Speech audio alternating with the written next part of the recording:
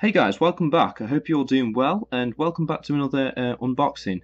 I'm Matt, and today we've got two sets for you.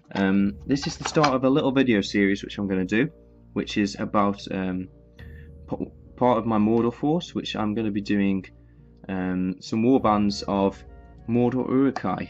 Now these are going to be led by none other than Shagrat himself. Now this is the war leader version, and in this set is Gorbag.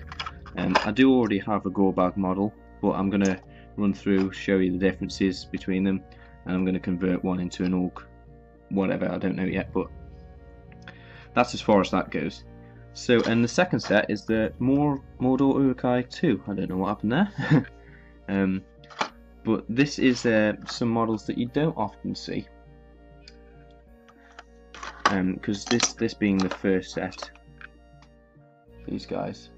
And last of all, this man himself.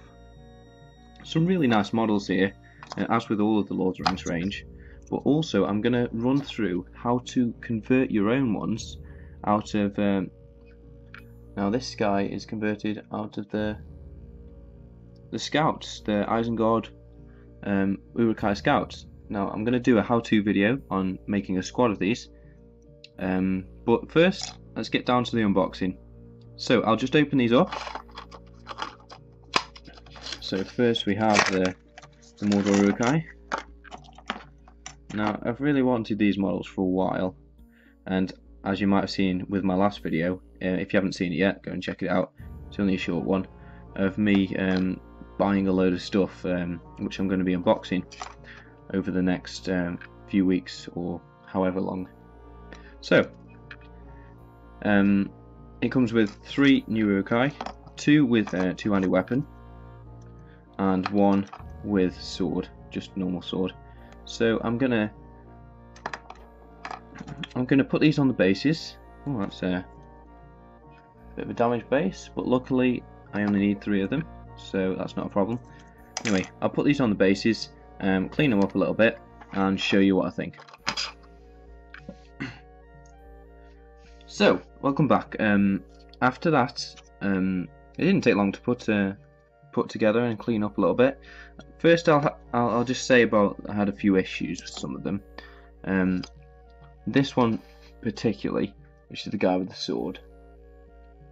Now there's a big mould line down there with this piece of flashing. It's a pretty big chunk. Anyway, just let that focus. All the way down there, and it came around here. So I'm gonna have to fix up the sword a little bit with by forgot what it's called. One of these, the file, hobby file.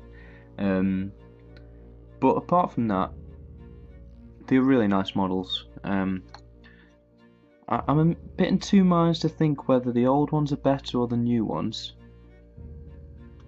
They're both as good as each other. I think just the fact that I've got new poses makes me like these better. However, I think some of the sculpts on these ones can't be beaten. Like the cloak on the back of these is just fantastic. Anyway, back to it. So, like I said, it's got one guy with a sword. I really like the pose of this guy, really charging in. The cloth is really nice. It's like a leather type oil skin material, but these will paint up really nice using like a limited palette. That'd be good. And the second, we've got this guy here. No real issues with these. Quite a little bits of flash all over it, but you can expect that. This guy, it's nice to have some different two-handed weapon guys. So let's just zoom in closely. There we go. So as you can see, you've got the chainmail there. A bit more chainmail at the front. Sorry. A bit more armour there. There we go.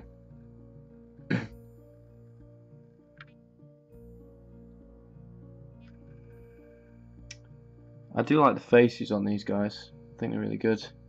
The weapon is bending a bit into shape. but they're really sort of charging in. That one's got their sort of helmet strap, although that needs cleaning up a little bit, some of the face. And last of all, this guy. Probably the least impressive, but I do like the armour and the chainmail. It's kind of simple, but works really well. So that's just turn this around. I love these two-handed weapons. Really cool. So that's those three guys. So at the moment, just put them out. Oh, dropping all over the place.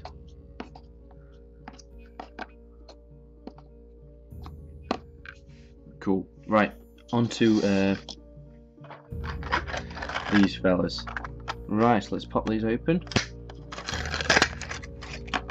Only 3 bases in this one, but I only need 2, so that's an extra base. So I'll get these cleaned up and then show you what I think. Okay guys, so I've cleaned them up now, well at least a bit. So these are the models now. Now before I show you Shagrat, I want to show you, because I've already got Gorbag here, and this is the new one. Let's just focus that. There we go. Now something that me and my brother have noticed is that this one here is actually, does seem a little bit smaller. I have no idea why. It obviously is a different mould. And the other big thing, which I never liked on this model, is that this one has got some kind of Gothmog half face thing going on. Whereas this one's a lot better. It's a lot cleaner. So I do like this model. I'm not really keen on that arm position, but oh well. But the whole look of it is very, very good and very representative of the film, especially with the fur kind of leg things. If any of you remember the Return of the King game, getting kicked with those legs all the time, and playing as Sam was always a nightmare. Anyway, onto Shagrat. Now, compared with the other model here, I much prefer this face, as it looks a lot more like the one in the film. This one's more like a normal Urukhai with droopy hair. Anyway, so going over the details. Now this is going to be a bit of a challenge to paint. Well, it is and it isn't, because of all the metal on it, there's very little cloth, so I'm going to have to break up the metal by using different shades, perhaps using rusting on some of the armour, and obviously painting the chainmail really dull. But it's really nice chainmail, especially at the back. They've got real good hanging in the chainmail, and the biggest selling point of this model is the shield, a big whop-off shield. So, but I might be bending this arm round a little bit because I think at the moment he seems a bit flat. Anyway, as far as these guys in the game, well, if you take those two, they're your average hero of like Urukhai hero, but with the extra might, and the same with Gorbag. It's a normal orc hero, but with 3 might. So they'll get you by so far 45 points, I think, and then Gorbag is 50 points. If I've got that right. I'm not sure if I've got it. Doesn't matter. But that's the average stats. Anyway, but the War Leader version is interesting. Well, if we take Gothmog as your average tank hero with 3 attacks, 3 wounds, 3 might, will and fate, this is he is very similar, except for he's got the Urukhai strength, and he's got a very high defense of 7, and a really cool special rule is he can knock infantry to the ground with his shield. He counts as having cavalry, a special rule. So that's going to be useful in the game, but he's a little bit cheaper. He's 20 points. Is he 20 points? It's 25 points cheaper than Gothmog. Obviously Gothmog is really good for his Master of Battle special rule, which gives what was it? He can call an action if a hero of the opposite team spends an action point, uses might, and he can cancel it for free. So something along that lines. And obviously Urukhai are your average troops with the average defense, but with a higher strength and a higher fight value, which is great to have. They're quite cheap, relatively cheap. So if, say, you're against Minimus Tirith,